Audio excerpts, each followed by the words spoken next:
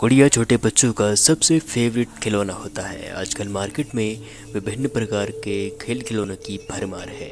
हर एक बच्चा डॉल्स और गुड्डों के साथ खेलना पसंद करता है, लेकिन क्या हो कि कोई गुड़िया आपके लिए खतरा बन जाए।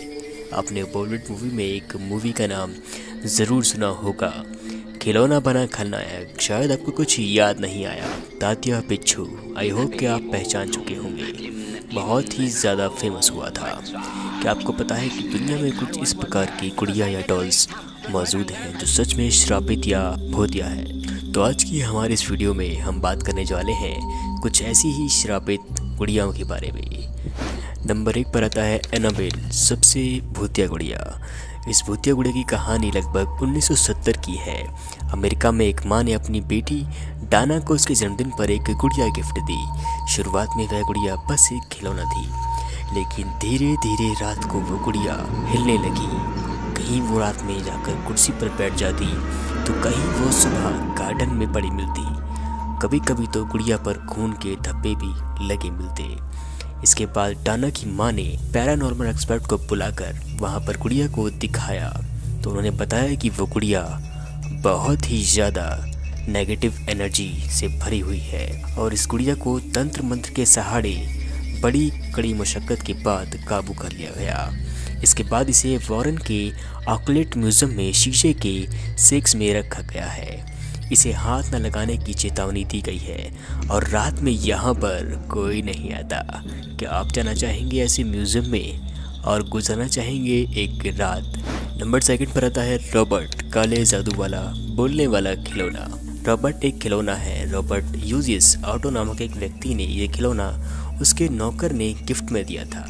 यह नौकर काला जादू जानता था और उसने खिलौने को काला जादू करके अपने मालिक को दिया था। यह खिलौना बोलता भी था।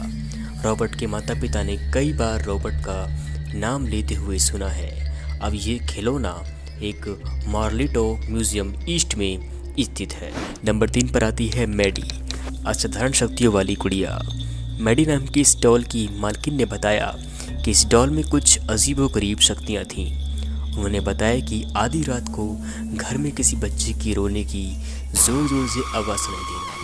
जहाँ ये डॉल पड़ी है उस कमरे की खिड़की खुद ब खुद खुल जाती थी। और सबसे बड़ी बात यह है कि बच्चे इस डॉल के साथ कभी नहीं खेलते थे। वो कहते थे कि डॉल उन्हें देखती रहती है। अगला नाम आता है ओकिको। जापान की रहने वाली 17 साल की सुजुई इस डॉल को खरीदा था। उसने यह डॉल अपनी 2 साल की बहन ओकिको के लिए खरीदी थी। 1 साल के बाद ठंड की वजह से उसकी बहन ओकिको की मौत हो गई। परिवार के सदस्य बताते हैं कि ओकिको ने अपनी जान से ज़्यादा प्यार इस डॉल के अंदर अपनी आत्मा को बसा लिया था। परिवार के दूसरे लोग इस डॉल को अपने पास रखने से डरते थे और इस डॉल को अंत में भयावह मानकर इसको एक मंदिर में या कहिए वहाँ के चर्च में इसको सुरक्षित रख दिया गया है। मज़े की बात यह है कि इस डॉल के बाल अभी तक बढ़ते जा रहे हैं। अब हम लोग जिस गुड़िया की बात करने जा रहे हैं उसका नाम आपने कई बार सुना होगा। यदि नहीं सुना है तो उसकी फ़ोटो आप लोगों ने ज़रूर देखी होगी। कटजा, एक शापित गुड़िया। कटजा एक शापित डॉल है। इस डॉल का कटजा नाम साल 1930 में पड़ा था। कहा जाता है कि एक गर्भवती औरत थी और उसके परिवार में लोग चाहते थे कि लड़का हो, लेकिन गलती से वो लड़की पैदा हो गई, पर उन्होंने लड़की को जिंदा जला दिया। ऐसा होने के बाद लड़की की माँ ने उसकी राख को एक डॉल बनाई और उसमें उस राख को भर दिया। उसके बाद सभी पीढ़ियों ने इस डॉल की रक्षा की, क्योंकि उनका मानना था कि यह एक शापित डॉल है और ये डॉल आपस में बात करती थी और उसमें कई जगह पर जले होने के निशान आज भी मिलते हैं। तो आपको कैसी लगी हमारी ये वीडियो? यदि अच्छी लगी तो प्लीज़ हमारे चैनल को सब्सक्राइब करना ना भूलें।